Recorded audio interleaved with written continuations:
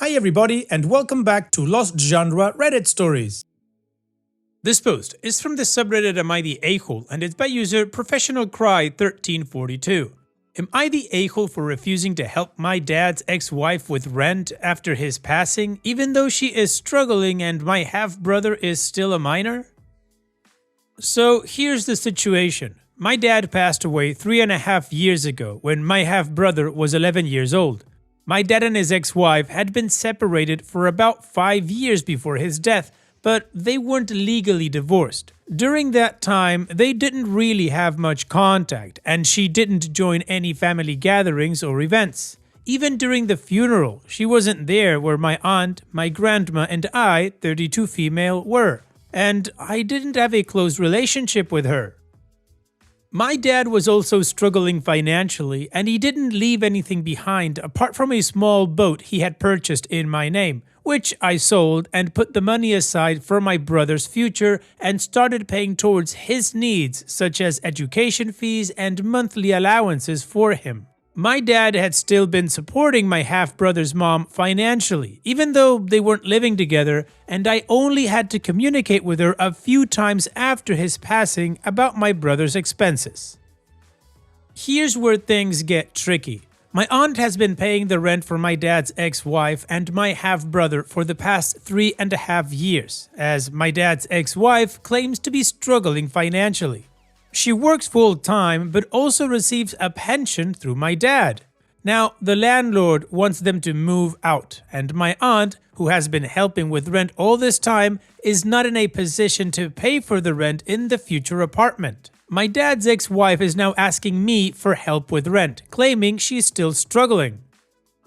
I'm honestly conflicted. I don't have a strong relationship with her, and I don't feel it's my responsibility to help her out with rent, especially when I'm already helping my brother.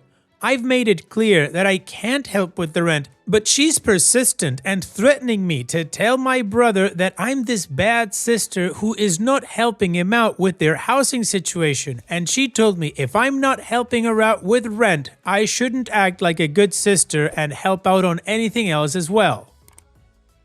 I feel like it's not fair that I should take on this burden when I'm already looking out for my brother's well-being, and especially when my aunt has already been helping her all this time. My primary focus is on my brother's future, and I just don't want to take on any more responsibilities that aren't my own. I also want to mention that while my dad financially supported his ex-wife when they were separated, their relationship was strained and I never felt close to her. I'm struggling with whether I'm being unreasonable for not helping her, even though she is in a tough situation. So, am I the a-hole for not wanting to help her out with rent, even though she's claiming that she is struggling?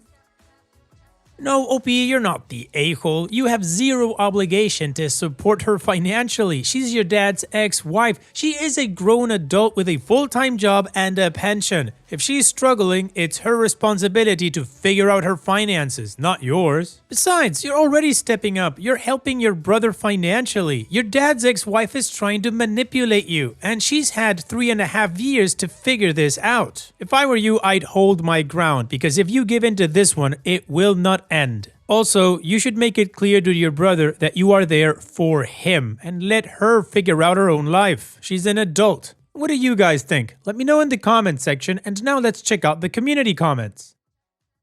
Worth Season 3645 says, not the a-hole. Tell her, fine, she wins. You will no longer help out with anything because it is not your job to help with her rent. Keep putting money aside for your brother until he is 18 and give it to him then, or find other ways to help him so that he knows you still care. I know rent is crazy right now, but how is she not paying rent with a full-time job, your dad's pension, and you helping out with the child? Anxious Routine 5526 says, not the a-hole. She has a full-time job and a pension. You've been paying for your half-brother and your aunt has been paying her rent for the last 3 years. So where is her money going? With all that assistance for so long, even with housing being expensive, she should be able to rent somewhere, even if she needs a roomie. Keep putting away for your brother, but don't give her a dime otherwise. Dry Aduinath says, this grown woman is not related to you. She certainly is not your dependent. She is manipulative and selfish regarding you and her son. She had free rent for years. What? And she has 2 sources of income. Do not give her money, not the a-hole. And TWOO says, not the a-hole. If she has a pension and income from a full-time job she hasn't had to use because others have been paying everything for her, then she has the money to take care of this. The only way she wouldn't would be if she was gambling or making extra or unnecessary purchases. I would say talk to your brother because she does sound like someone who would twist the story. Is there any way for you or your aunt to house him for a little bit, at least until she runs out of juice? OP's edit update. Thank you everyone for supporting my decision. I'm overwhelmed by the support I received. I just want to provide a bit more context about the countries involved without going into too much detail. I'm originally from a Middle Eastern country and moved to Europe a couple of years ago to work under better conditions. My brother and his mom still live in my home country. Things have been tough there, just like everywhere else, and she is not the only one struggling. In our culture, families help each other out. However, even though my family loves my brother and has done everything to support him, we feel like she is using us at this point, and I don't want to give in to her manipulation.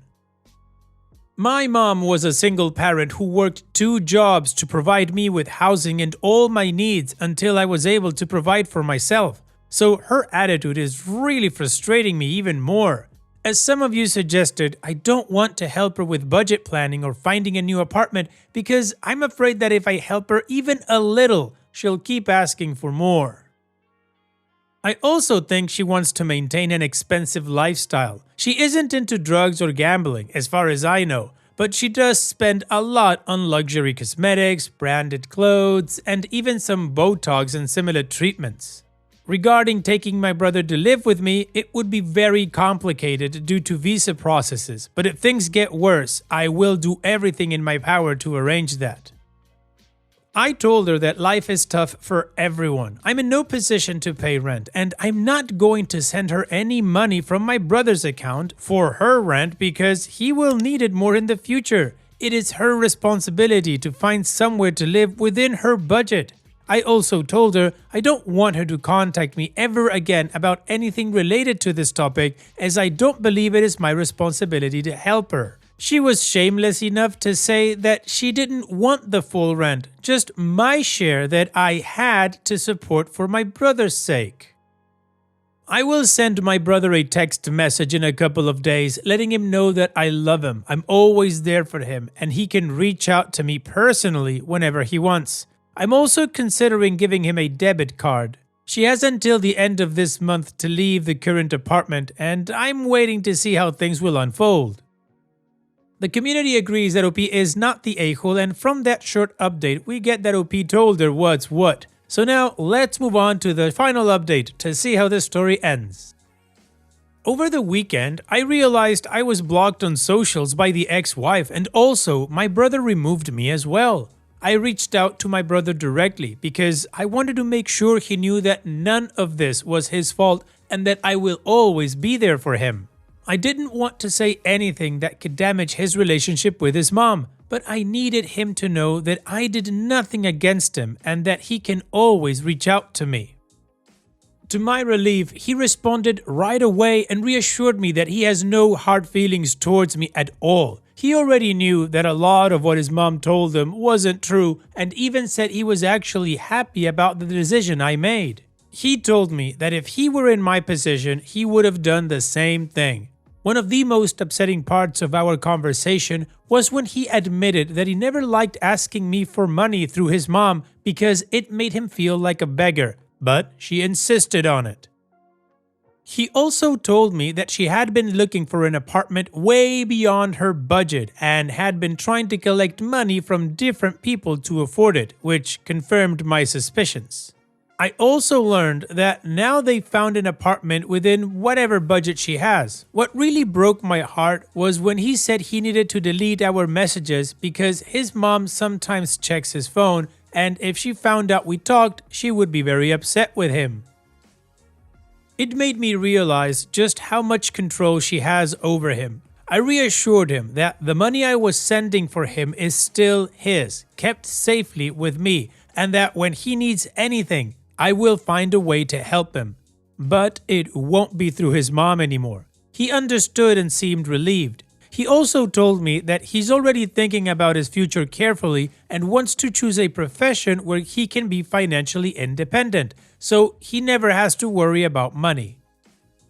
Honestly, I was happily surprised by how mature and self-aware he is for a 15-year-old. Despite everything, he's handling the situation with so much understanding and perspective, and it makes me even prouder to be his sister. For now, I will keep in touch with him privately to make sure he knows he is not alone. I told him that when he grows up, I'll be there to support him, especially for things like university. He knows that no matter what happens, I will always have his back.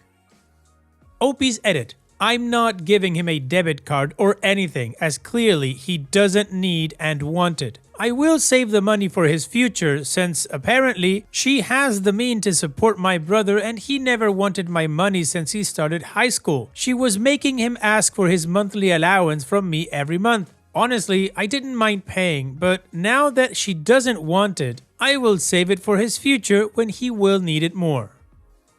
Willoughby, I think it's a great update. Your brother knows that you have his back and he never wanted your money in the first place. He also is very aware of who and how her mother is, and he probably wants to get away from her as soon as possible. So here's wishing you both the best in the future. Thanks for sharing and take care. And now let's move on to the next post that also has an update. This post is from the subreddit Am I the A-hole, and it's by user LongAssistant8873. Am I the a-hole for not letting my friends use my backyard for their wedding because they do not want me to bring a +1? Here is the situation. Last summer, I bought my grandparents' house. This house was the hangout spot for my friends and I throughout our childhood. This includes my friend Dave. The house has a sizable amount of land, which includes a lake and a gazebo. I was supposed to buy the house with my now ex-girlfriend, Leslie. But going through the process of getting approved to buy, I found out that she has massive amounts of credit card and personal debt that she hid from me throughout our 4 years together. I decided to break up as a result. That was about 6 months ago. I met Leslie because Dave's long-term girlfriend Kim is Leslie's cousin. Dave and Kim are engaged and set to get married in April. When I was buying the house, they asked if they could have the ceremony at the gazebo, which I agreed to. Now, in December, I started dating again. Leslie has not taken this well at all. She thinks we are going to get back together and has tried multiple times to make that happen. I have told her in no uncertain terms that isn't happening. Dave and Kim have asked me to not bring a +1 to the wedding for Leslie's sake. I have told them that this request is ridiculous. The wedding is happening at my house, using my land, and I am not allowed to bring a date because of a crazy ex? If that is the case, then they need to find a new venue for the wedding. They are pissed about this given the short time frame of when the wedding is supposed to happen, so we are at an impasse. Am I the a-hole? No, OP, you're not the a-hole. Dave and Kim are using your house and your land for free. That's a huge favor from you, and they're trying to dictate your personal life? No. If Leslie can't handle seeing you with a new partner, that's her problem, not yours. Let's just quickly recap the facts. You were very generous with them and are doing them a huge favor. Their request is absolutely unreasonable because they're telling you that you have to put your personal life on hold for your ex's feelings. How's that fair? And if Leslie is in any way unstable, she shouldn't be at the wedding. So if I was in your shoes, stand firm. It's your house and that's it. And what do you guys think? Let me know in the comment section, and now let's check out the community comments. 6 Pound Puppy says, not the a-hole. Well, you have 4 choices. 1. Deny them the wedding on your property, unless they let you have a date. 2. Allow the wedding and don't have a date. 3. Allow the wedding and bring your date, regardless of their wishes. And 4. Allow the wedding if they don't invite Leslie. Choice is entirely yours. You'll likely lose the friendship no matter what you do at this point, so just do what makes you happy. It worked in my head, said, pull an Uno reverse, tell them Leslie isn't allowed on your property, and watch their heads explode. Beautiful. And Opie responds, the petty part of me did absolutely consider saying, well, Leslie cannot come to my house or be on my land, so it shouldn't be a problem.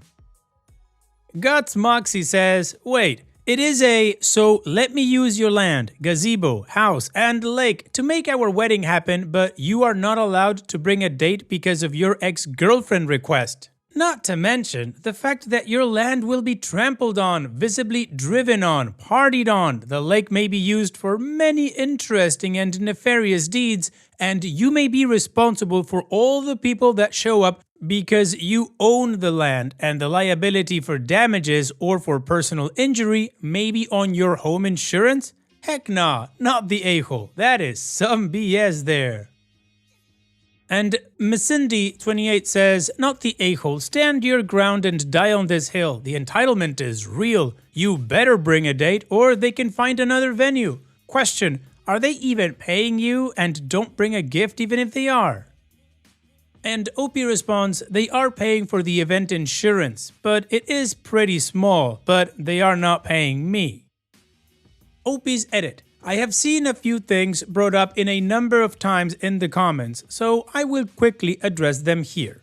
1. I am fully aware of the liability issues, which is why I purchased and they reimbursed me for a special event insurance policy which will provide 100% coverage for any damages, claims, injuries, etc. to any of the property or persons up to $2 million.